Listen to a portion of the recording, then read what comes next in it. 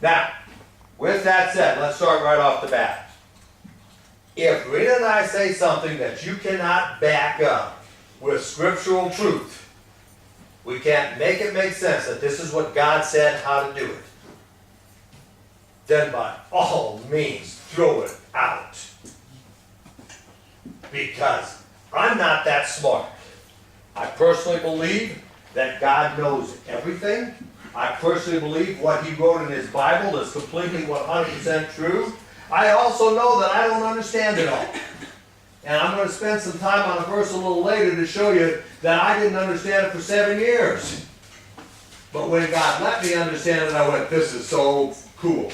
But there's still so many things. Rena and I this morning were talking about all those things that I will never understand. And if you try to understand everything of God, you're going to be hurt. But on the other hand, God makes life very simple. Are simple and easy the same thing? Mm-mm. Simple is very straightforward. It's not complicated. But it could be simple that Matt would say, Dad, go out, go downtown, and get me some pastries from a particular shop. Now what if it's blizzarding out there? There could be a lot of things that make that's a very simple request. Go out, go down and get the pastries. But one, I may not even know where the shop is he's talking about because I don't know this town that good. So it could be complicated. But easy? Easy is, hey Matt, would you hold this for me? Now that's easy. That's not very complicated either. But that doesn't mean that it's simple, the same thing. Because what if I gave him something that was easy, but actually was quite complicated for some and not for others? But here's why I take the Bible as being very simple.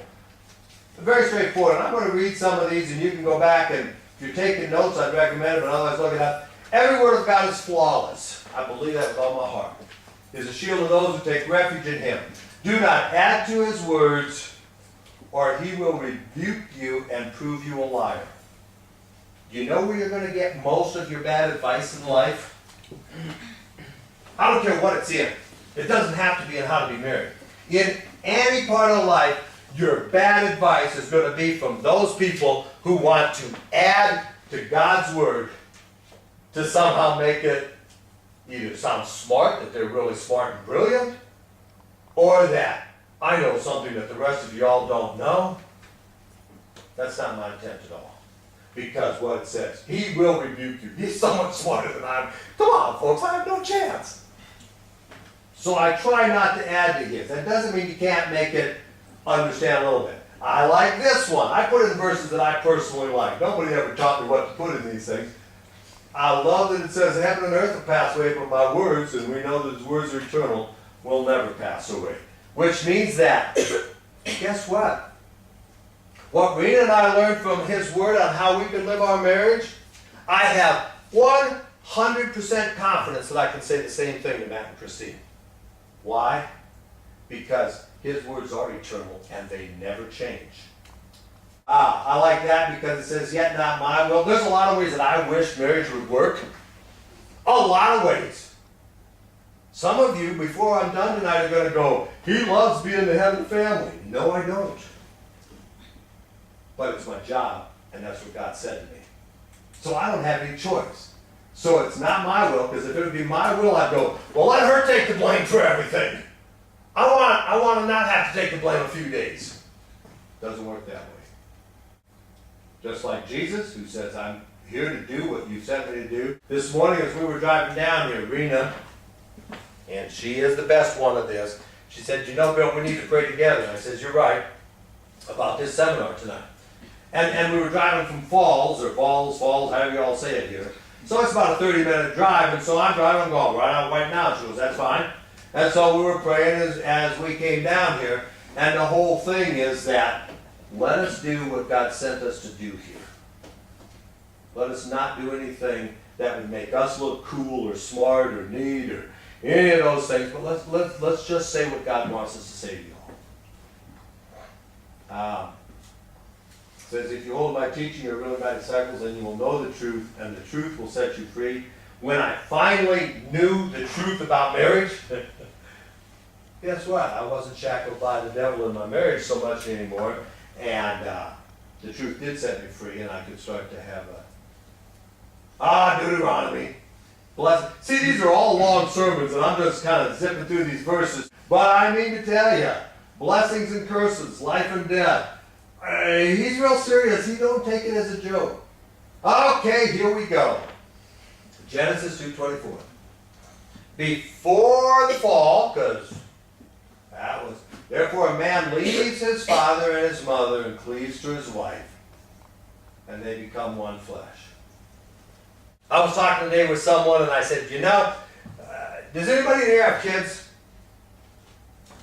Okay? Those that have children. Do you know how to tell when your son, if you have a son, is ready to get married? For instance, how do I know that Matthew is ready to get married? This is part of, I'm not going to give you anything complicated, but it's things you've never heard before. This is simple, but it's so cool. How do I know that Matthew's ready to get married? You know that your sons are ready to get married, and I can go back to this verse, when he loves a girl, in this case Christine, more than he loves his mama. If you have a good family, I'm telling you, your sons will love their mother's death. I got two boys, Jimmy and Matt. Jimmy's married already. And this was the point that I said to Jimmy, and the same thing is true of Matt. If push comes to shove, that somehow or other those two couldn't get along, Matthew has to pick Christine over his mama. Even if I think she's wrong, I will say out of it, because this I know. God said a man leaves his father and his mother. That means he's not a mama's boy. A man leaves. He's able to be a man. Why? Because later he's going to say what he has to do as a man. And to do that, you've got to be able to not be hanging on to mama's skirts. And see, every little boy loves their mama. You know, in America, I don't know if it's true over here, because we got so many prisons, so many people in prison. Do you know what day the most letters go out for in an American prison? Mother's Day. Mother's Day. Everybody writes, every prisoner writes to his mama on Mother's Day. Do you know what happens on Father's Day? Nothing. Nothing! Because our fathers have been such slugs. Pure and simple. Because you see, I hear from my kids on Father's Day. It's a neat thing. I didn't bring along because in that regard I'd be bragging, but I have kept at home the letters they wrote me after they left home. On like my birthday or Father's Day, because those are always letters that say something about how they appreciate it. And they do the same for their mom, and that's always kind of cool. It makes a dad feel good. And cleaves to his wife, and they become one flesh. I guess I should tell you that. How do you know when a girl's ready to get married? It's kind of not quite there, but it kind of is with some other stuff. This is how you know if your daughter's ready to get married. When some guy proves to you as a dad that they love your daughter more than you do. People can say, well, that's not even possible. Yes, it is. Yes, it is. It is. And I have a daughter, Megan. She's not married. When some guy proves to me that he loves Megan more than I do, then I'll look at Megan and say, marry that boy. He's a good one. He's a keeper. But if you can't prove that, don't bring that slug around me. I don't need another loser. Anyway, same verse, other than it says, so they're no longer two but one. Therefore, what God has joined together, let not man separate. I work in, for those of you that don't know, I work in emergency medicine back in America. So I work in an ER. It's not all that glamorous after you've done it as long as I have. I mean, yeah, you may have the broken leg, Martin, but it ain't my broken leg, so it ain't my problem. You know, except that I got to fix your broken leg. So it's not as glamorous as people think. But I had a nurse that was working there, and I said, you know, when Jimmy got married, and the same thing is true of Christine. The fact is that if, when Matt and Christine get married, they become one, which means to me, Christine is my daughter just like Matt is my son. And Matt doesn't win over Christine or vice versa. In my heart, she is out of level with Matthew in our family once they get married. But I'm married yet, so Still got a little bit to go, but you're But the point is that that's how God designed it to work. Because they're going to be a one-unit thing once they're married. And how can I pick favorites out of a one-unit thing? I can't. God says you can't. It says you're not supposed to do that. Okay. This is the verse that I really came here for. This is what we're going to talk about. If you learn nothing tonight, I need you to learn. We're going to talk about this verse. This is the one that took me years to understand. Wives, be subject to your husbands as to the Lord. For the husband is the head of the wife, as Christ is the head of the church, his body, and is himself its Savior. As the church is subject to Christ, so let wives also be subject in everything to their husbands. Husbands, love your wives, as Christ. Here's a sentence that men don't like. If you understand this, this is a sentence that I really hated when it came clear to me. Husbands, love your wives as Christ loved the church and gave himself up for her, that he might sanctify her, having cleansed her by the washing of water with the word, that he might present the church to himself in splendor, without spot or wrinkle or any such thing, that she might be holy and without blemish. Even so, husbands should love their wives as their own bodies. He who loves his wife loves himself, for no man ever hates his own flesh, but nourishes and cherishes it as Christ does the church. Okay, that's enough of those verses for now. But remember Ephesians 5:22. That is our key verse, and we're going to come to that. So, let's talk about making sense out of some of this, and some real basics.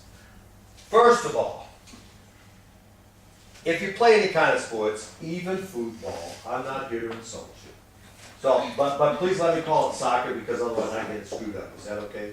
There's football. Football to me is American football. By the way, I came over here and missed the first weekend of the NFL playoffs. Rena can guarantee you that's a big deal to me. There were some great games that I didn't get to see. And it's no sense watching them now because I know what happened. But that's okay, I don't mind. So football and soccer. In all of these sports, there is a coach. And then the coach's job is simply to help the players understand how to play the game and how to do better with their talents. Same in music when you have it's the same anytime that you have an instructor. Now, Rena and I look upon ourselves as a coach. It's not our job to make you do something, but it's to kind of help teach how to do all this stuff better. Couple of things. Acts, I didn't put it up in the verses, but I need to cover that here. Acts chapter 10. If you remember, Peter is up on the roof, and he's really struggling because, you see, at that time there's this big debate going on between Paul, who says that people don't have to be circumcised to become Christian, and all the Jews from Jerusalem, the new Christians, led by Peter, who go, oh yeah, they do. Everybody was trying to make everybody, you had to be circumcised if you wanted to be a Christian. And Paul, or Peter, is struggling with this, and God comes to him with the vision of all these things in the sheet. And then he comes, when he gets all done, he says, for I see, Peter says, for I see that God is no respecter of persons. And that's my favorite verse in the Bible. You may wonder why. Because most people you'd ever talk to will not list that as their favorite verse of all. But you understand, I came to know Christ when I was 28. I already had enough baggage in my life at that time that I could look quite easily and go, I could see why Jesus might be good to Michael, let's say, and Gerard, and Melanie. But me? I'm a real lowlife. Lowlife being not so good. I know what I've done in my past. And so I had this argument that what the Bible said didn't maybe fit you, but didn't fit me. Because I wasn't up to a level that I could even count those promises. And a lot of people, when they come to Christ, are like that. When I read that at 28 and it sunk into me, I said, whoa, this is amazing. Because if I believe that everything in the Bible is true, it means that God said he's no respecter of persons, which means he doesn't think any more of me than he does of Marco. He doesn't think any less of me than he does of Zippor. He thinks of me evenly with everybody in the world. And I had a chance, God has blessed me in a lot of ways. It was the first time I went on a mission trip out of the United States. I went to Belize in Central America. And you have to understand, for those of you that have any color other than white, I'm not insulting you. I grew up in northern South Dakota. In northern South Dakota in the United States, you may be American Indian, or you are as white as I am. I was 18 years old when I first saw a black person, period. So understand what I'm saying. I didn't grow up in all the cultures of the world. I grew up in little white America on a farm. Okay? And I went to Belize. By this time I'd been in the military, and yes, I'd been around the... And I went to Belize, and there came all these little bitty Belizean kids. Dirtier than snot. Third world country, it was not a pretty place. And I'm going, why am I here, God? Now I've been to a lot worse places in the world than Belize. Belize was kind of a picnic, actually. But at that time, it really stressed me out. But I had been meditating on that verse, and I would see these little bitty, I'm not being disrespectful, these little 3-year-old snot-nosed kids.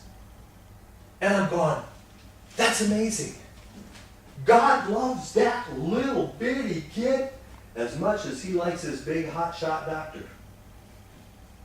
Just as much. And that little one was as special to him as I was. And that rang a bell in me, and I went, this is so cool. And so it became to me that I understood one thing. Everything that God says in his word, the Bible, applies to every single person on this earth evenly. No more, no less. And that's when I got excited. Because I said, then I want to know what he said. Because it applies to me. But this is the backside of that. See, Glory can look at me and say, oh, but it's different when you come from... You're someplace in Africa, aren't you? Originally. Let's give it a shot. I don't remember the exact country. Congo. Okay, oh yeah. Bongo, Congo. I'll try and remember that. Glory from Bongo, Congo. Okay. The point is, you can say, but it's different in the Congo. No, it's not. The word is the exact same. And so when Rena and I started to go and talk about this, I've been able, Americans were not supposed to get to go to Cuba. I've been able to go and teach this in Cuba twice, and we're going to go next year and teach them how to do what I do, what Rena and I do. I don't change anything there. When I was in West Africa and Sierra Leone and Guinea, I don't change anything there. When I was in Slovakia shortly after the communists went down and stuff, I don't change anything there. And I guarantee you, here in Holland, I won't change anything either. Why? Because there may be some little cultural differences and some things, but the principles of how to be married that we're going to teach are the same for everybody in the entire world, period, bar none. And if you don't want to follow them, expect your life not to go through.